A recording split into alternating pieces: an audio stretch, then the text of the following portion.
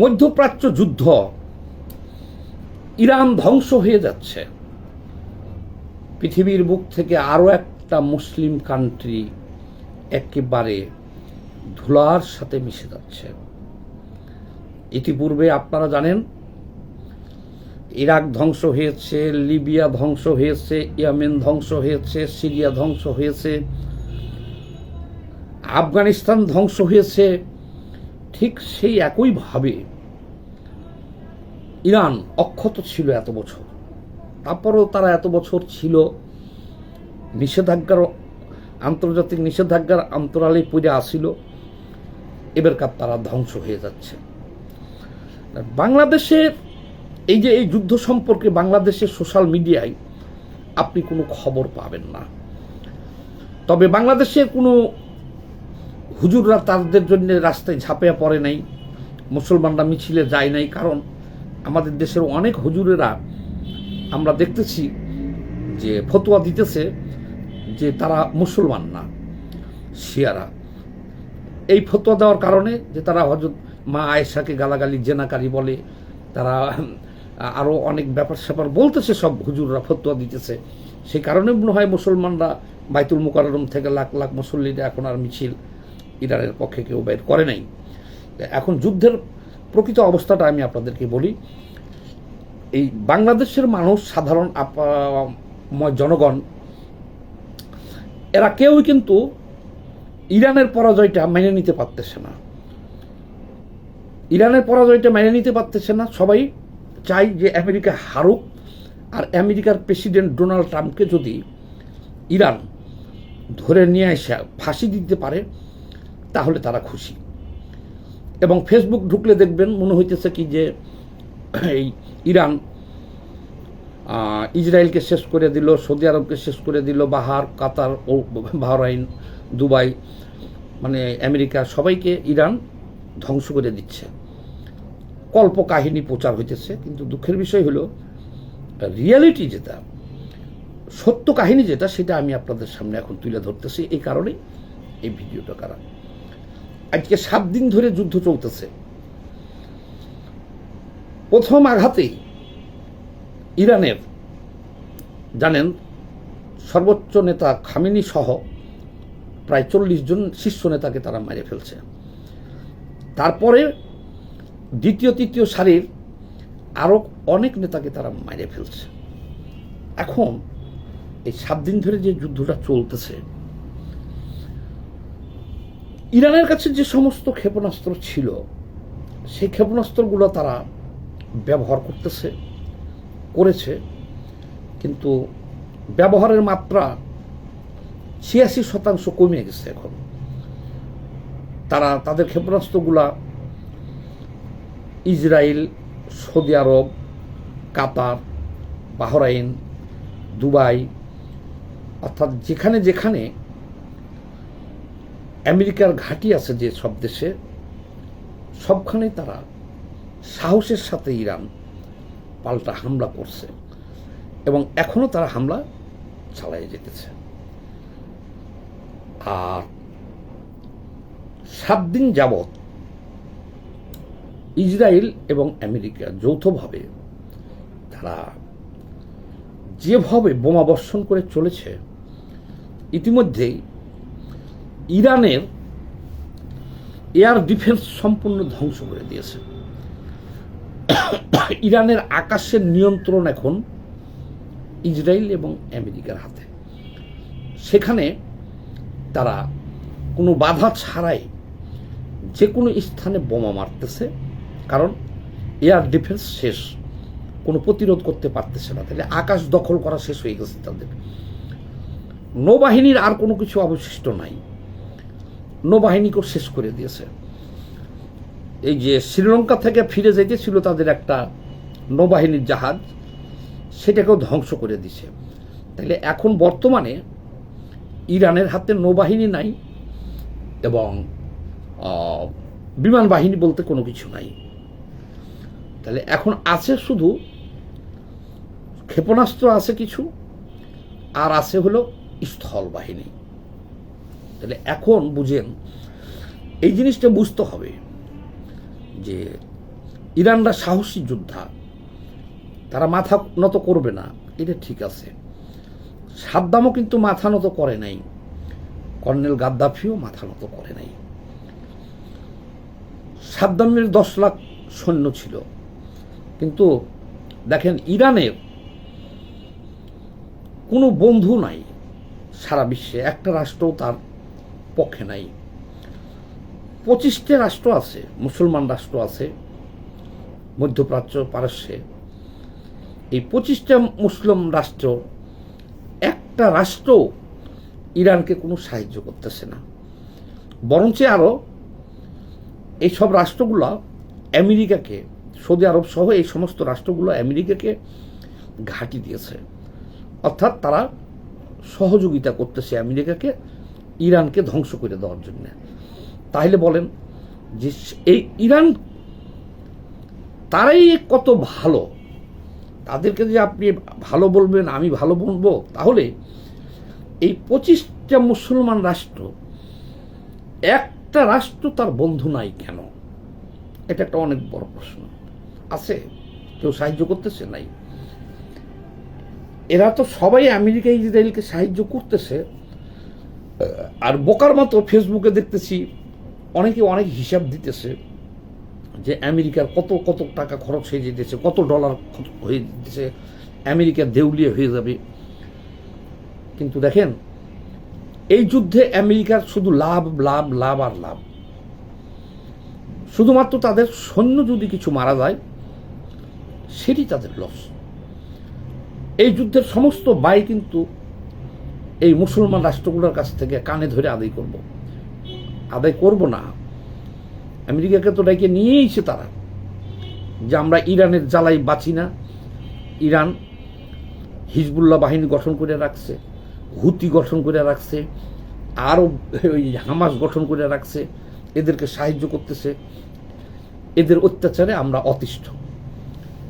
এই সৌদি আরব আর এই মুসলিম রাষ্ট্রগুলোই কিন্তু বেশিরভাগ আমেরিকাকে ডেকে আনছে। এই যুদ্ধের সমখবর নিয়ে দেখেন, এই যুদ্ধের সমস্ত খরচ তারা বহন করতেছে। তাহলে আচ্ছা ভাই, এবার চিন্তা করেন, শুধুমাত্র ইমানি শক্তি দিয়া, শুধুমাত্র মনোবল শক্তি দিয়া কিভাবে সম্ভব এতগুলো দেশের বিরুদ্ধে আপনি লড়াই করে কয়দিন টিকে থাকবেন ভাই? এটা একটা অসম যুদ্ধ না? বিশ্বের 1 নম্বর সুপ্রিম পাওয়ার শক্তি হলো আমেরিকা, যার বিরুদ্ধে লড়াই করতে চীনও সাহস পায় না, রাশিয়াও সাহস পায় না।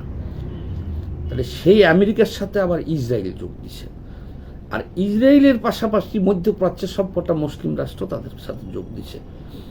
কেউ তাদেরকে ঘাঁটি দিছে, কেউ ডলার দিয়ে সাহায্য করতেছে, কেউ আশ্রয় দিতেছে, কেউ খাওয়ান দিতেছে। তাহলে এক ইরান, দেখেন রাশিয়া আর চীন তারা শুধুমাত্র একটা বিবৃতি দিছে, ভারতও সমর্থন দিয়ে রাখছে ইসরায়েলে। অর্থাৎ এই পৃথিবীতে একটা বন্ধু রাষ্ট্র ইরানের নাই।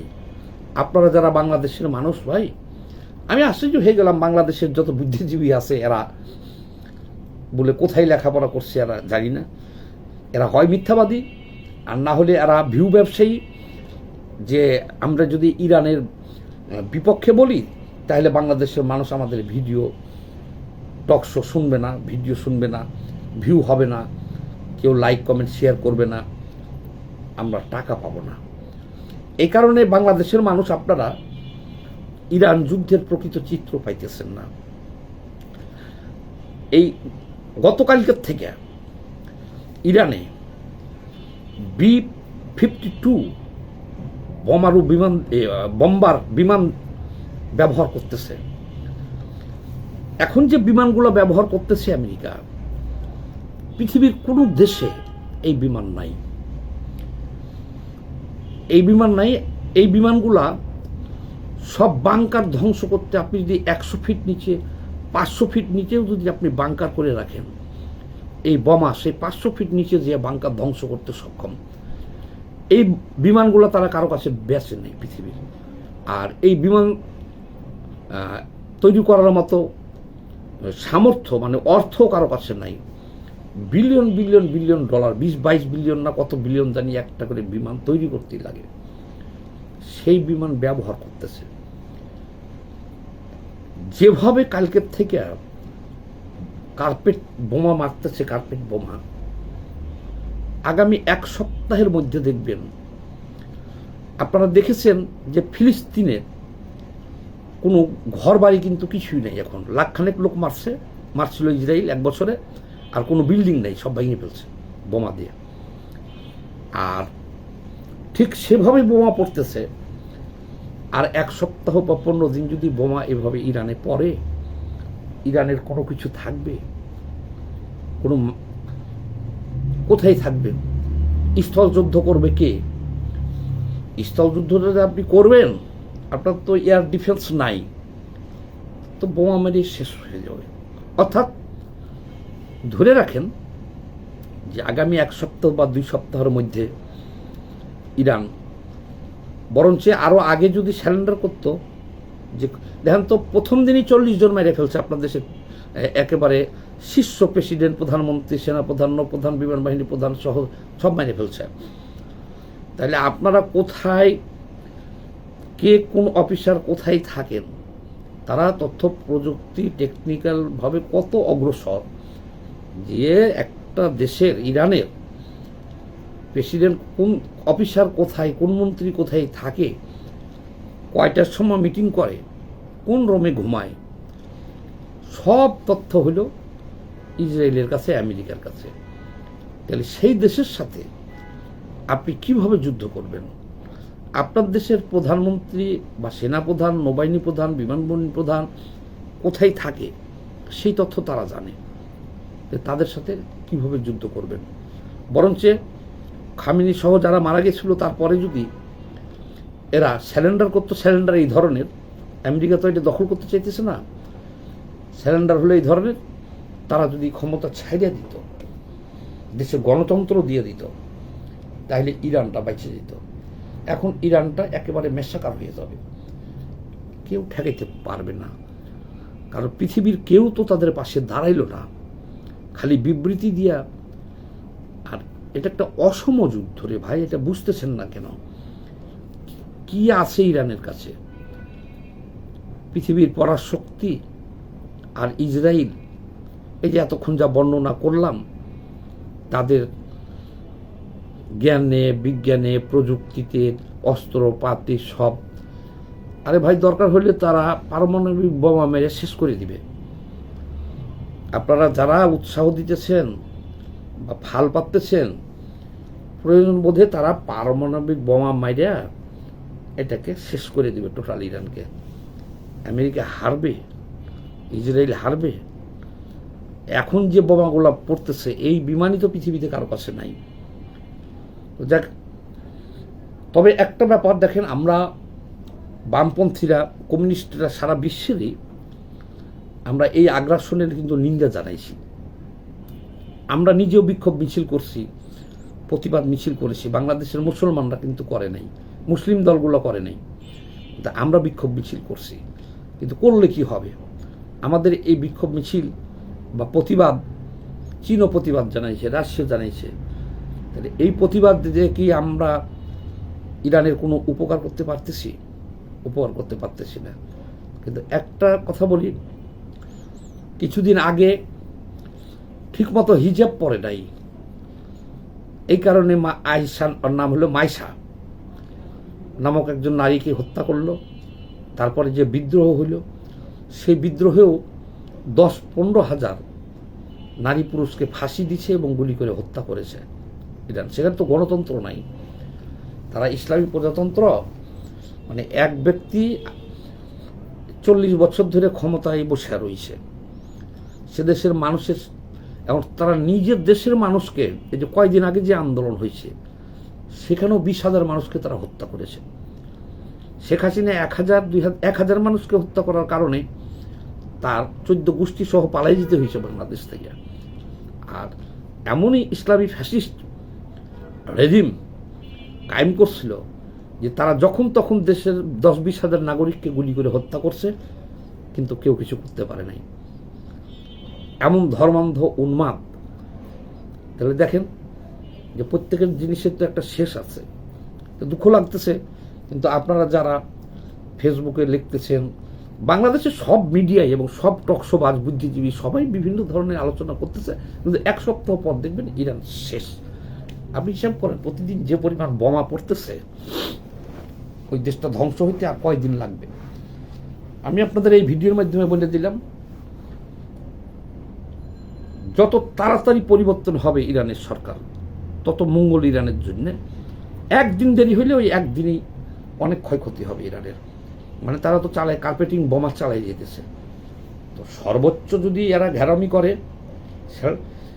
আর 7 দিন থেকে 15 দিনের মধ্যেই ইরান স্যারেন্ডার করবে, তখন দেখবেন তামা হয়ে গেছে, ইরান ধ্বংস হয়ে গেছে। সবাই ভালো থাকবেন, ধন্যবাদ।